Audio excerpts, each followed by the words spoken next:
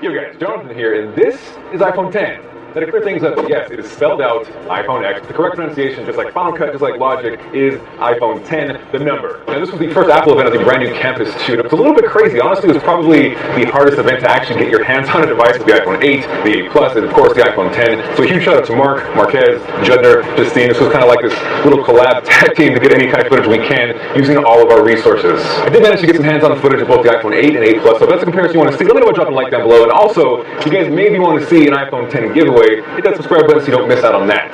So as far as the iPhone 10, it is a really pretty phone. There's two colors, Space Gray and Silver. I'm kind of leaning towards silver right now. It looks super classy, but regardless of whatever color you go with, both of them have black fronts, which makes sense with that edge-to-edge display.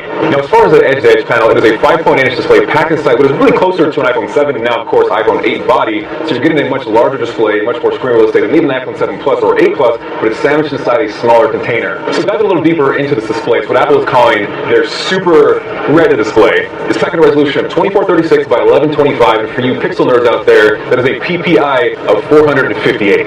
Nothing really groundbreaking here as far as resolution goes, but what is pretty impressive is the fact that we finally have an OLED panel to the iPhone. That was maybe rumored to happen in 2018, so the fact that it's here now is awesome. If you've ever experienced OLED, it is a beautiful thing. And one thing you're probably thinking is that is a giant display. Where is the home button? And unfortunately, or maybe fortunately, depending on how things work out, that home button is no more. Rest in peace. That is completely gone from the iPhone 10. So the way you unlock your iPhone 10 is simply just swiping up. And this also double functions to go back home. So if you're inside an app, swipe up and that's going to bring you right home. Now on top of that, if you actually swipe up and pause slightly, that's going to bring you into multitasking mode. It's a little weird to get used to at first, but once you do, I can see it being pretty fluid. Conversely, if you now want to access Control Center, that is definitely a little different. It's actually a downward diagonal swipe from the top right-hand corner. Again, definitely going to take some time to get used to, but it works really well with the bigger form factor display. From there, you're probably wondering, how do I unlock my phone now that Touch ID is gone? Apple's replacing that with what they are calling Face ID. Essentially, it is facial recognition to unlock your phone.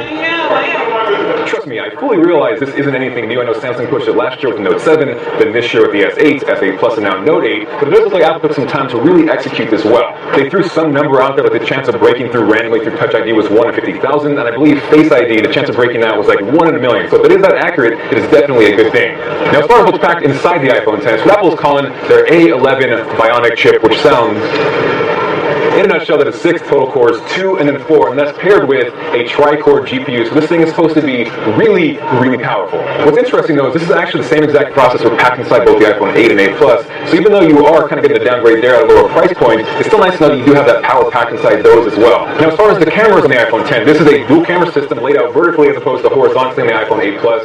Dual 12 megapixel sensors, but what's unique here, and actually isn't new because Samsung just rolled this out with Note 8, is both lenses feature OIS. Now why that's important is because it's going to help in stabilization obviously, but more importantly, low light, just getting an overall cleaner, better image. A really big thing for Apple at this advance for both the iPhone 8 Plus and the iPhone 10 because of those dual lenses is portrait mode. On top of the improved optics, there's also improved software, so with both the iPhone 8 Plus and the iPhone 10, Apple's introducing what they're calling portrait lighting. It's kind of hard to really explain and demonstrate just with a couple minutes with the phone, but the general idea is you now have control to mess with the lighting and adjust it just like you would in the studio, and this applies both pre and post photo. Beyond that, there is now portrait mode on the front-facing camera, which I think is actually a huge deal. It's a 7 megapixel shooter, so you're getting some increased sharpness, but the big thing here is because of their true depth technology for the facial unlock, that's going to reap benefits for the front-facing camera and photos as well. So this is also something that applies to the iPhone 8 Plus. Here's a quick demo of how that looks. You can see how you can adjust things post-photograph, and I'm actually really excited to check this out in more detail. From there, with the power of both the cameras and the actual power inside these iPhones, the big thing this year, and the focal point, was augmented reality. Got a little bit of a chance to check things out. It's a little bit crazy. I've never been a huge fan of VR, but I can really see myself digging in and having fun with augmented reality. And both the iPhone 8, 8 Plus, and the iPhone 10 seem to pull it off really well because they're all using that A11 chip. I don't have exact specifics as far as the battery capacity goes with the iPhone 10, but Apple's claiming 2 more hours than the iPhone 7, so it's nice to know that you're kind of getting an iPhone 7 Plus, iPhone 8 Plus battery life on a much smaller form factor, but with that bigger display, you're getting the best of both worlds. Now, what huge implementation across the board across all iPhones, whether it's the iPhone 8, 8 Plus, or the iPhone 10, as a wise man, Dwayne "The Rock" Johnson once said,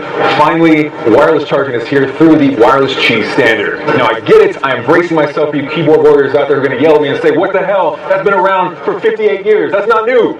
For the record, I'm not stating this is new or some kind of witchcraft or Apple invented it. I'm just simply letting you know it is now available across all iPhones. And again, the biggest thing for me here is, minus Apple's slightly silly name, was their AirPower wireless charging map, which allows you to charge everything at once. Your iPhone, your Apple Watch, surprisingly AirPods, so it looks like there's a wireless charging case coming for that soon.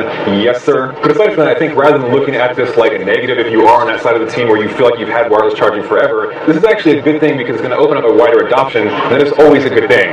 Lastly, kind of round out everything as far as storage and pricing goes, the iPhone 10 is either coming in a 64 gig or 256 gigabyte flavor. Unfortunately, that means no 512, but it's going to start out at $9.99. Pre-order starts October 27th, and then it will finally ship November 3rd, so we've got a little bit of time ahead of us.